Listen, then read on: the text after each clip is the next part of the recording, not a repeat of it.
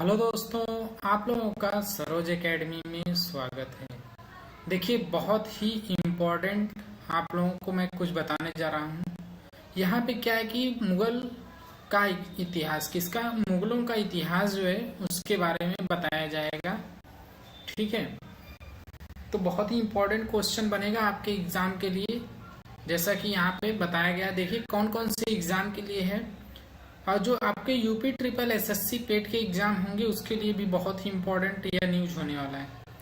तो आप लोग वीडियो स्टार्ट होने से पहले वीडियो को शेयर कर दीजिए और सब्सक्राइब कर लीजिए जो सब्सक्राइब नहीं किए हैं। तो देखिए, आगे हम चलते हैं अपने क्वेश्चन की तरफ, क्वेश्चन नंबर फर्स्ट की तरफ। ठीक, क्वेश्चन नंबर फर्स्ट क्या है ये देखिएगा। यहाँ पे दिया गया है कि किसके समय हुए जाट विद्रोह। कौन सा, जो जाट विद्रोह हुआ था, जाट विद्रोह का नेतृत्व गोकुल और राजा राम ने किया था। किसके समय किए थे, कौन कौन, गोकुल और राजा राम इनका नाम था। ठीक है, तो यहाँ पे देखिए क्या है। यहाँ पे औरंगजेब, हुमायूं, शाहजहां, अकबर। तो यह हुआ था किसके शासनकाल में, औरंगजेब के, जो जाट विद्रोह हुआ था। किसने, कौन इसका नेतृत्व कर रहे थे, गोकुल और राजा राम। तो इनके बारे में जान लीजिए। देखिए, जो 1670 ईस्वी में तिलपत की लड़ाई हुई थी उसमें क्या हुआ था, जाट जो है परास्त हो गए थे। किसमें, 1670 ईस्वी में जो लड़ाई हुई थी, इसमें कौन परास्त हुए थे, जाट। ठीक है, जाट क्या हो गए थे, परास्त हो गए थे। ठीक, और जानिए क्या चीजें और हुई थी यहाँ पे। अब 1685 ईस्वी में क्या हुआ था, 1600, देखिए 1685 ईस्वी में किसके नेतृत्व में, जो राजा राम थे इनके नेतृत्व में, राजा राम के नेतृत्व में क्या हुआ था, इन्होंने पुनः विद्रोह किया। किसने, जाटों ने। ठीक है, किसके नेतृत्व में, राजा राम के नेतृत्व में हुआ था।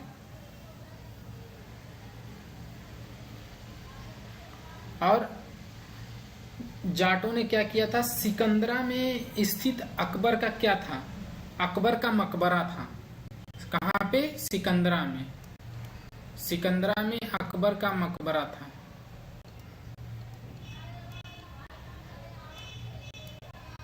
अकबर का मकबरा, किसका, अकबर का।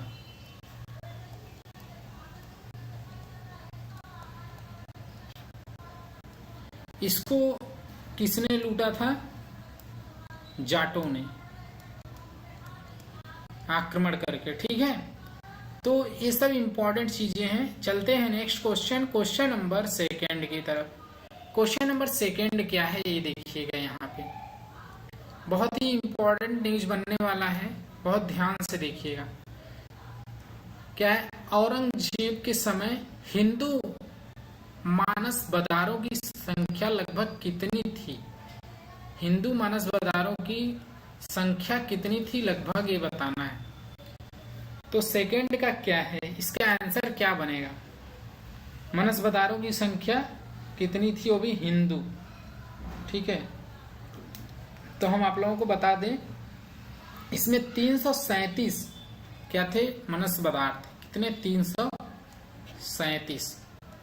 ठीक है, और क्या था, यहाँ पे मुगल सम्राटों की तुलना में अधिक थे, मुगल सम्राट कम थे और ये लोग ज्यादा थे।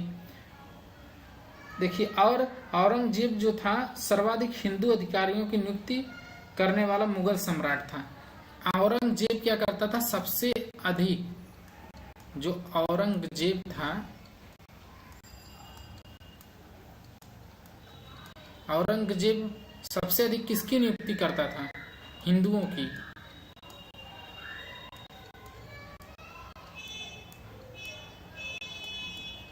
ठीक है, मतलब औरंगजेब किसका नियुक्ति करता था सबसे ज्यादा? हिंदुओं की। इसीलिए इसे क्या बोला जाता था? यह हिंदुओं को नियुक्त करने वाला मुगल सम्राट था। देखिए ये भी क्या था? मुगल सम्राट। ठीक है, कौन? औरंगजेब। ठीक, नेक्स्ट क्वेश्चन नंबर 3 देखिए क्या है यहाँ पे। भारतीय शास्त्रीय संगीत पर फारसी में, किसमें? फारसी में सबसे अधिक पुस्तकें किसके शासनकाल में लिखी गई थी? तो फारसी में सबसे अधिक पुस्तकें किसके शासनकाल में लिखी गई थी, ये बताना है। ठीक है, देखिए जो औरंगजेब था, औरंगजेब का पुत्र अकबर ने दुर्गादास के बहकावे में आकर अपने पिता के खिलाफ विद्रोह किया था। देखिए जो इसका पुत्र औरंगजेब का जो अकबर था, वो दुर्गादास के बहकावे में ही अपने पिता के बारे में विद्रोह फैला दिया था कि मतलब क्या चीजें हैं। ठीक, तो हम बता दें कि जो फारसी में क्या था, फारसी में सबसे ज्यादा किसके शासनकाल में लिखा गया था? क्या? शास्त्रीय संगीत, वो भी जो पुस्तकें थी। तो यहाँ पे आप लोगों को बताया जाता है कि जैसे क्या था, औरंगजेब ने कुरान को अपने शासन का आधार बनाया था। क्या? जो औरंगजेब था वह कुरान को क्या बनाया था? अपने शासन का आधार बनाया था। इसने सिक्के पर कलमा खुदवाना, नवरोज का त्योहार मनाना, भांग की खेती करना, गाना बजाना, झरोखा दर्शन, तुलदान प्रथा, ये सब क्या था? इसने इस पे प्रतिबंध लगा दिया था। ठीक है, तो बहुत ही इंपॉर्टेंट न्यूज है। और जान लीजिए कि इसको हम पहले बता दे रहे हैं कि जो एक क्या था, औरंगजेब ही था। ठीक है, ऑप्शन बी। ठीक, भारतीय शास्त्रीय संगीत में फारसी में सबसे अधिक पुस्तकें औरंगजेब के शासनकाल में लिखी गई थी। ठीक है, किसके शासनकाल में? औरंगजेब के शासनकाल में लिखी गई थी। और औरंगजेब स्वयं क्या बजाता था? बीड़ा भी बजाता था। इसमें भी दक्ष था, मतलब माहिर था बीड़ा बजाने में। तो यहाँ पे देखिए औरंगजेब की मृत्यु कब हुई? देखिए औरंगजेब की मृत्यु कब हुई थी ये बताना है। तो हम बता दे रहे हैं आप लोगों को इसकी मृत्यु कब हुई थी।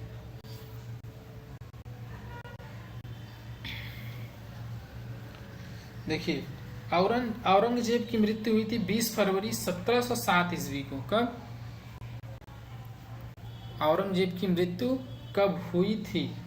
देखिए औरंगजेब की मृत्यु 20 फरवरी 1707 ईस्वी को हुई। इसने क्या किया था? देखिए यहाँ पे जितने आंसर हैं कोई आंसर नहीं है। ठीक है, सब गलत हैं। तो यहाँ पे हम बता दें आप लोगों को, इसकी मृत्यु हुई थी कब? 20 फरवरी 1707 ईस्वी में। किसकी? औरंगजेब की। 20 फरवरी 1707 ईस्वी में इसकी मृत्यु हो गई थी। ठीक है, इसे खुलदाबाद, जो अब रोजा कहलाता है, में दफनाया गया। औरंगजेब के समय सूबों की संख्या कितनी थी? सूबों की संख्या टोटल कितनी थी औरंगजेब के समय? 20। टोटल सूबे कितने थे? 20 थे। इसको दफनाया कहाँ गया था? खुलदाबाद। कहाँ पे? खुलदाबाद। ठीक है, खुलदाबाद में दफनाया गया, जो कि कहाँ पे पड़ता है? अब इसका नाम क्या है? रोजा। ठीक, तो ये चीजें थी यहाँ पे। Next question number 5। Question number 5 क्या है ये देखिए। यहाँ पे है औरंगजेब जो दारुल हर्ब को किसने परिवर्तित करने का अपना लक्ष्य माना था? तो किसमें परिवर्तित करने का अपना लक्ष्य माना था? दारुल इस्लाम में। ठीक है, दारुल इस्लाम, ऑप्शन ए। दारुल इस्लाम का मतलब क्या होता है? इस्लाम का देश। और दारुल हर्ष का मतलब होता है काफिरों का देश। दारुल हर्ष का मतलब क्या होता है? काफिरों का देश।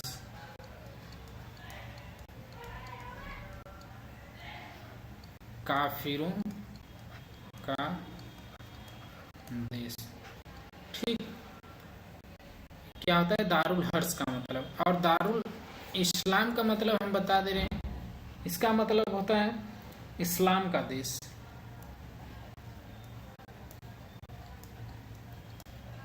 ठीक है, इस्लाम का देश। ठीक, तो ये चीजें हैं। चलिए नेक्स्ट क्वेश्चन, क्वेश्चन नंबर 6। जो औरंगजेब था उसका चिकित्सक कौन था? इसका चिकित्सक कौन था औरंगजेब का? Francois Bernier. कौन था? Francois Bernier. ठीक है, तो ये बहुत ही इंपॉर्टेंट है। फ्रांकोइस बर्नियर इसका चिकित्सक था। नेक्स्ट क्वेश्चन, क्वेश्चन नंबर 7 देखिए क्या है। यहाँ पे मुगल शासक में मंत्री परिषद को क्या कहा जाता था? मुगल शासक में मंत्री परिषद जो थे उनको क्या कहा जाता था, ये बताना है। तो इनको कहा जाता था विजारत। क्या कहा जाता था? विजारत, ऑप्शन सी। अब देखिए मुगल शासक का पूरा वो है, जो शासन व्यवस्था थी वही है। चलिए next question, question number 8। Question number 8 देखिए, यहाँ पे बाबर के शासन काल में क्या महत्वपूर्ण था? तो इसके शासन काल में क्या महत्वपूर्ण था? यह महत्वपूर्ण था वजीर, option A. Next question, question number 9।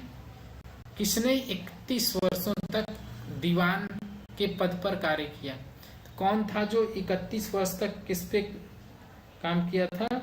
दीवान के पद पर। तो यह था असद खान। कौन था? असद खान जो था यह 31 वर्षों तक दीवान के पद पर काम किया था।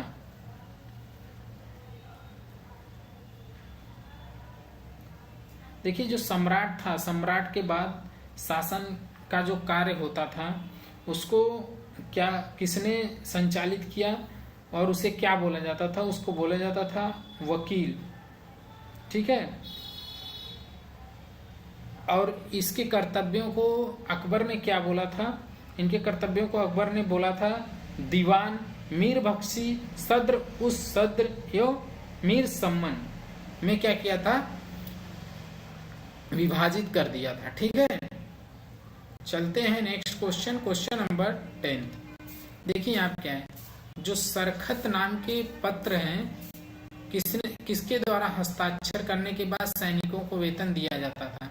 एक सरखत नाम का पत्र होता था, उस पर हस्ताक्षर किया जाता था, तब जाके सैनिकों को वेतन दी जाती थी। तो कौन करता था उस पे हस्ताक्षर? ठीक है, तो उस पे मीर बख्शी, कौन थे? मीर बख्शी के द्वारा उस पे हस्ताक्षर किया जाता था। ठीक है, जिसे मैंने बता दिया कि अकबर ने दीवान मीर बख्शी, सद्र, उस सद्र एवं मीर सम्मन विभाजित कर दिया। मतलब ये एक उनके जैसे होता है ना कि ये आपको सैलरी देंगे, वो सैलरी देंगे, यहाँ से सैलरी आएगी कहीं से भी, तो उस टाइप से एक पार्ट बने हुए थे कि ये डिपार्टमेंट बना हुआ था। डिपार्टमेंट मतलब ये मीर बख्शी नामक एक डिपार्टमेंट था, वहाँ जब उन लोगों का साइन होता था तब जाके सैनिकों को वेतन दिया जाता था। ठीक, नेक्स्ट क्वेश्चन, क्वेश्चन नंबर 11 देखिए क्या है। यहाँ पे है लगानहीन भूमि का निरीक्षण कौन करता था? लगानहीन भूमि का निरीक्षण कौन करता था? तो ये बताना है। ठीक है, ये सद्र एक होते थे, सद्र इसका निरीक्षण करते थे लगानहीन भूमि का। देखिए लगानहीन भूमि को क्या कहते थे? मदद ए मास भी कहा जाता था। लगानहीन भूमि को क्या कहा जाता था? मदद ए मास, मदद ए मास, ठीक है, मदद ए मास कहा जाता था। ठीक, चलते हैं नेक्स्ट क्वेश्चन, क्वेश्चन नंबर 12। देखिए, सम्राट के घरेलू विभागों को प्रधान क्या कहलाता था? जो सम्राट के घरेलू विभाग होते थे उसका प्रधान एक होता था, उसे क्या कहा जाता था? तो 12 का आंसर क्या है? उसे कहा जाता था, मैं बता दूं, जैसे सम्राट के घरेलू विभागों का प्रधान मीर समा, क्या नाम था? मीर समा कहा जाता था उसे। ठीक, नेक्स्ट क्वेश्चन, क्वेश्चन नंबर 13 क्या है? प्रशासन की सबसे छोटी इकाई ग्राम थी। प्रशासन की सबसे छोटी इकाई क्या थी? ग्राम थी। जिसे क्या कहते थे? प्रशासन की सबसे छोटी इकाई ग्राम थी, उसे क्या कहा जाता था, ये बताना है। ठीक है, देखिए मैं बता दे रहा हूं। जैसे सूचना एक गुप्तचर विभाग होता था जिसका प्रधान दरोगा ये डाक चौकी कहलाता था। क्या कहलाता था? सूचना एक गुप्तचर विभाग का प्रधान जो कहलाता था दरोगा ए डाक चौकी कहलाता था। ठीक है, देखिए इसमें और चीजें जान लीजिए। जो शरीयत के प्रतिकूल कार्य करने वालों को रोकना, आम जनता के दुष्चरित्र से बचाने का कार्य कौन करता था? मुहतसिब नाम का अधिकारी करता था। ठीक है, प्रशासन की सबसे छोटी इकाई जो थी ग्राम थी, जिसे क्या कहा जाता था? मावदा। क्या कहा जाता था? मावदा कहा जाता था। ठीक है, या दी, ये भी कहा जाता, मतलब दोनों सही है। यहाँ पे आंसर क्या बनेगा? दोनों, मावदा या दी, दोनों कहा जाता था। ठीक है, अब मावदा के अंतर्गत जो छोटी छोटी बस्तियां होती थी, इसके अंतर्गत छोटी बस्तियां जो होती थी उसे क्या कहते थे?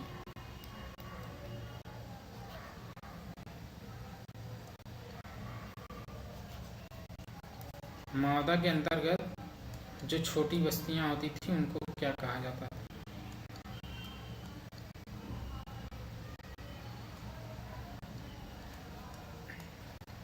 छोटी छोटी बस्तियां,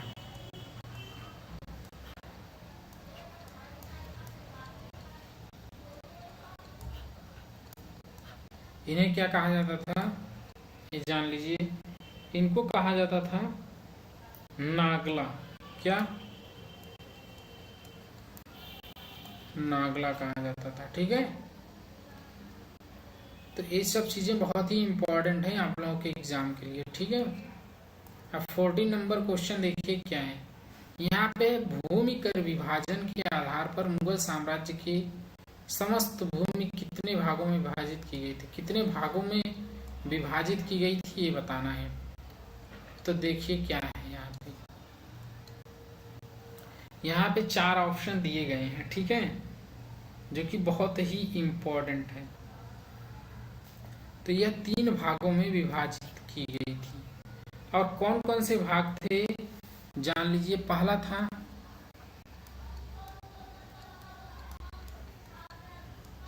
खालसा भूमि।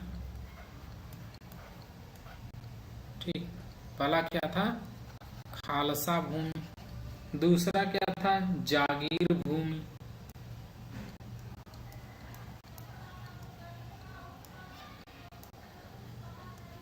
जागीर भूमि। और तीसरा क्या था ये भी जान लीजिए।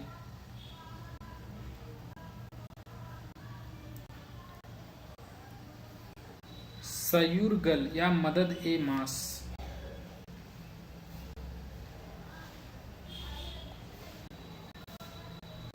सयूरगल या मदद ए मास कहा जाता था। ठीक है, तो इतनी चीजें आप लोगों को मैं बता दिया। 3 कौन थे? नेक्स्ट देखिए 15। शेरशाह के अलावा, किसके अलावा? जो शेरशाह था उसके अलावा देखिए यहाँ क्या है, शेर शाह के अलावा किस शासक ने राई का उपयोग किया था। शेर शाह तो करता ही था, उसके अलावा किसने राई का उपयोग किया था। ठीक है, तो ये बताना है।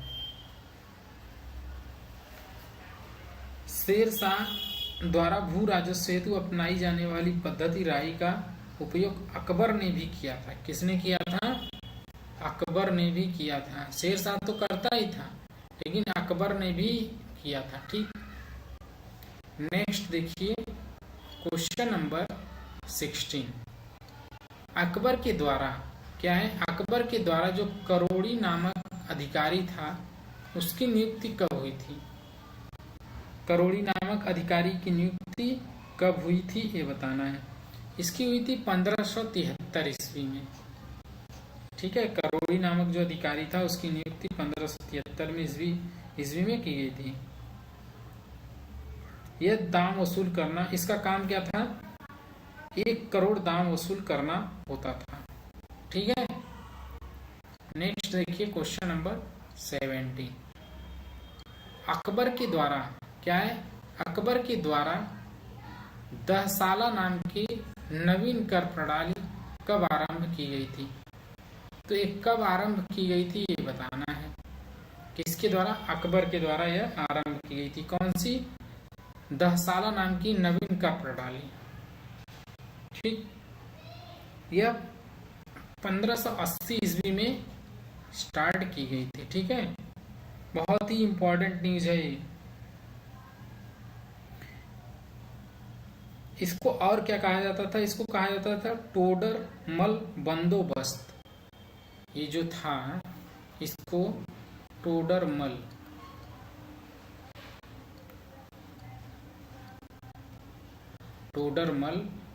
बंदोबस्त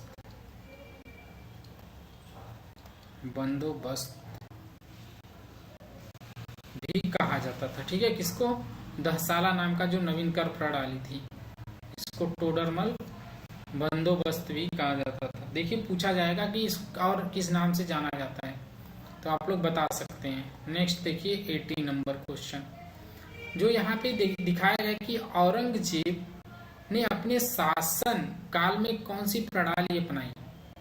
तो ये अपने शासन काल में कौन सी प्रणाली अपनाया औरंगजेब जो था, तो बहुत ही इंपॉर्टेंट है ये। यहाँ से देखिए, यहाँ से क्वेश्चन बनेगा जैसे नस्क कस्क मस्क और कोई नहीं, नस्क कस्क मस्क और कोई नहीं। क्या क्वेश्चन कैसा है? इन्होंने क्या किया? नस्क प्रणाली अपनाया था। कौन सा? नस्क प्रणाली अपनाया था। कौन? औरंगजेब। ठीक, और ये भू राजस्व की राशि को क्या किया था? उपज का आधा कर दिया। ठीक, उसको आधा कर दिया था। नेक्स्ट देखिए, रुपयों की सर्वाधिक ढलाई किसके शासनकाल में हुई थी। जो रुपयों की सर्वाधिक ढलाई हुई थी वो सबसे अधिक किसके शासनकाल में हुई थी। ठीक है, औरंगजेब के शासनकाल में हुआ था। रुपयों का सबसे अधिक ढलाई किसके शासनकाल में हुआ था? औरंगजेब के समय हुआ था। नेक्स्ट देखिए क्वेश्चन नंबर 20। आना सिक्के क्या थे? आना सिक्के का प्रचलन किसने करवाया था? तो ये किसने करवाया था? यह करवाया था शाहजहां ने। ठीक, ऑप्शन बी, शाहजहां ने आना सिक्के का प्रचलन करवाया था। ठीक, तो ये जितने भी थे बहुत ही इंपॉर्टेंट क्वेश्चन थे।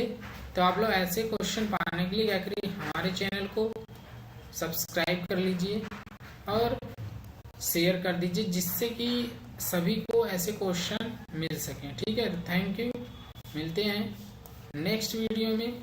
Bye bye.